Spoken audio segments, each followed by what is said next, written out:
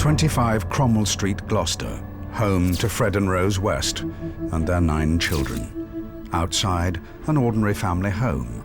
Inside, the scene of some of the most horrific crimes in British history. I had both these faces hovering over me. And they said, "We're going to kill you, and we're going to bury you under the paving stones of Gloucester." A house of utter depravity, which shocked even the toughest investigators. And it was obvious it was a human thigh bone, and female and young. Officers searching 25 Cromwell Street have today discovered what they believe to be another set of human remains. You are facing something that you have never, ever seen before, and you really don't want to see it. This is the true story of Fred and Rose West.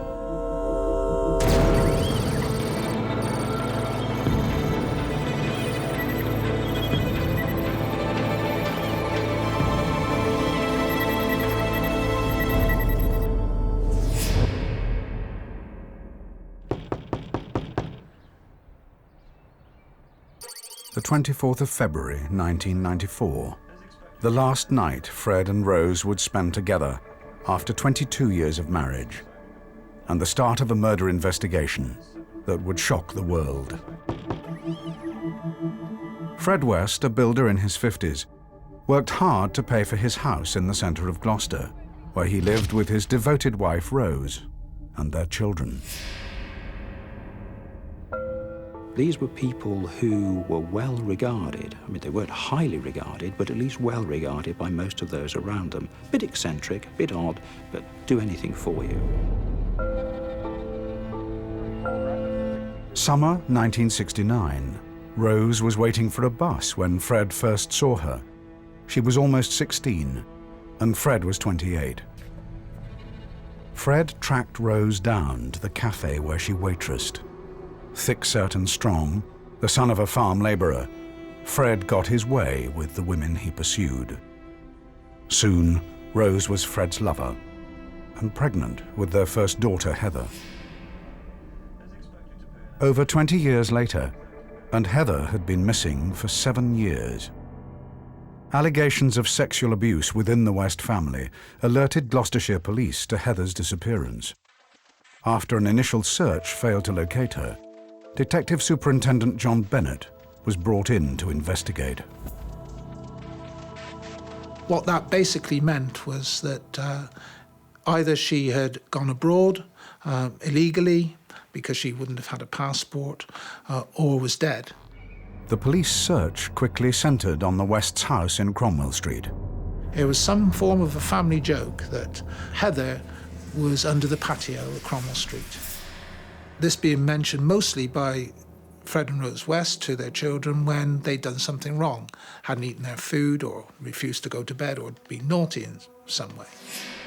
On the 24th of February, the police moved in to search Fred West's garden.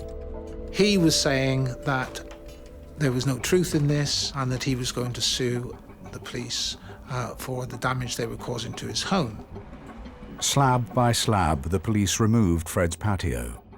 They found nothing at first. Then, digging deeper, something caught their eye. It was a bone, but was it human? They called in forensic pathologist Professor Bernard Knight to find out. And it was obvious that, 2 seconds it was a human thigh bone, and female and young. Fred had broken a sewer pipe at some stage in his digging. So I was digging through a mixture of Gloucester clay and, of course, the sewage. So it was a sort of black, sticky mess. But then, when I went into this hole, or at least I think there's a police officer down there, and he handed up some bits. And I looked at these. I remember looking, I think, at Inspector Bennett and saying, well, either she's got 3 legs or you've got more than one. The police had found the remains of 2 bodies.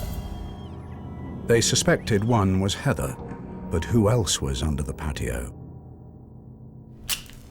The police confronted Fred. Fred made a staggering confession.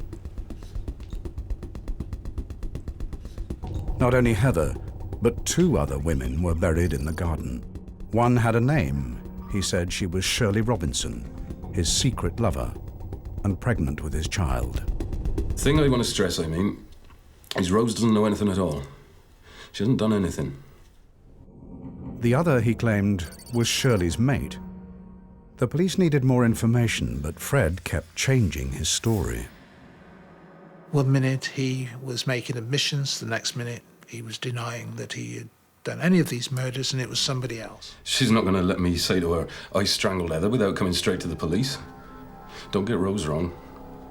Rose lived by the law. Properly, I mean. But all the time, whenever he returned to making his admissions, he would reinforce that his wife knew nothing of these crimes at all, that they were purely down to him. Was it possible that Rose knew nothing about the murders? 3 young women killed and buried under her nose, including her daughter Heather. Cromwell Street was turning out to be no ordinary family home, but a house of unimaginable horrors.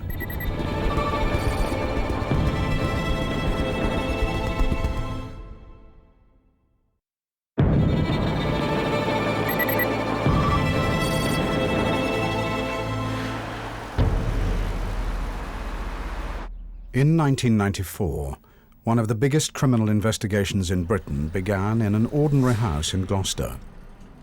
The remains of 3 young women had been recovered from under the patio at 25 Cromwell Street.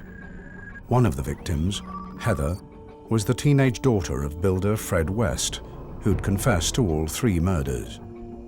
Now, Fred had started to change his story. But in one thing he was consistent. His wife, Rose, knew nothing about the murders. I know she doesn't like the law, but she'll not have it broken. He even started to converse with the officers off tape, almost suggesting that he wasn't guilty of murder, he was guilty of manslaughter, that he would be out soon, that this would all be some big tragic accident that he would portray. Was this a case of manslaughter, as Fred claimed, or were his quick confessions masking something far more sinister? Evidence found with a 3rd victim pointed to murder. One of them had a black plastic or leather belt with a buckle, again put round under the chin and over the top of the head. Of course, because all the soft tissues had gone, everything had sort of moved a bit and fallen about, but it was obvious that this was some kind of bondage thing on the head. But who was the 3rd victim? All the police knew was what Fred had told them. She was the friend of his secret lover, Shirley Robinson, the 2nd victim found at Cromwell Street. It was obvious it was going to be hard to identify these bodies because the bones themselves never give you any clue as to who the person is, not the bones. Usually it's the face, the skull and the teeth. And of course that's the province of Professor Whittaker.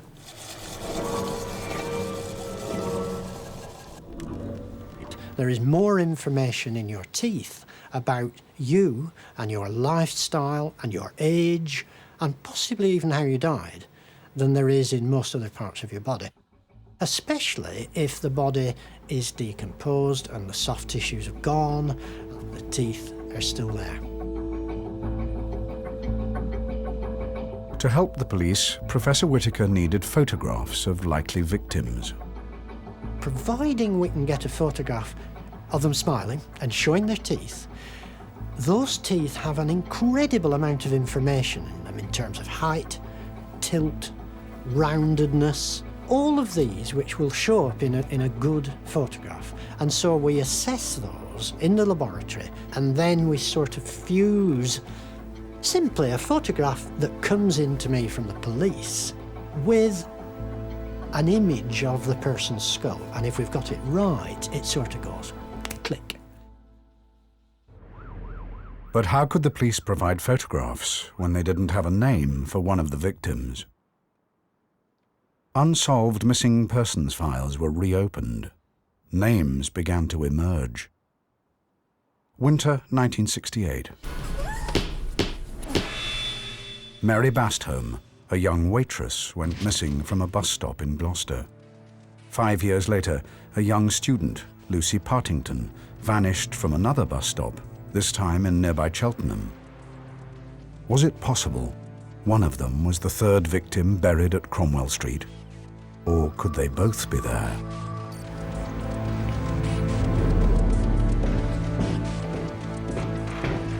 Forensic psychologist Paul Britton was brought in to profile Fred West and answer the burning question: were there other victims?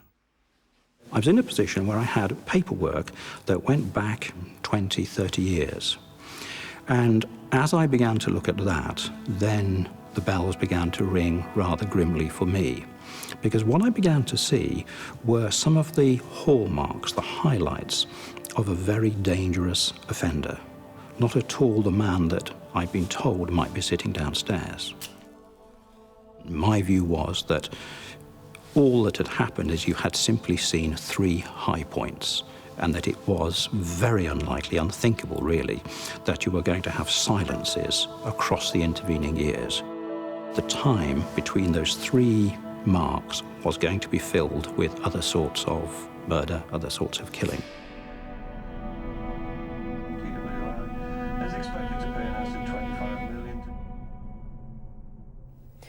A man will appear in court this morning following the discovery of 3 bodies in his back garden. 52-year-old Fred West from Gloucester is accused of murdering the women, including his 16-year-old daughter Heather, who disappeared in 1987. I listened to the news and I just went straight back to 1972, and I was there again, and I remembered those words, you know, bury me under the paving stones. There was hundreds of girls, and I thought paving stones, patio, same thing. Caroline Roberts looked after Heather when she worked for the Wests as a nanny. Deeply disturbed by news of her death, she rang the police to offer a statement. That night I couldn't sleep at all.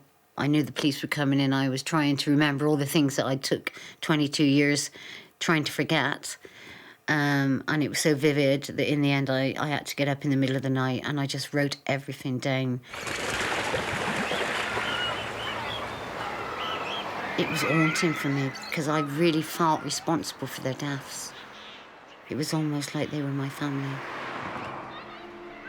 I knew them all intimately, and I think that's because I know up to a point I shared the same experience as them.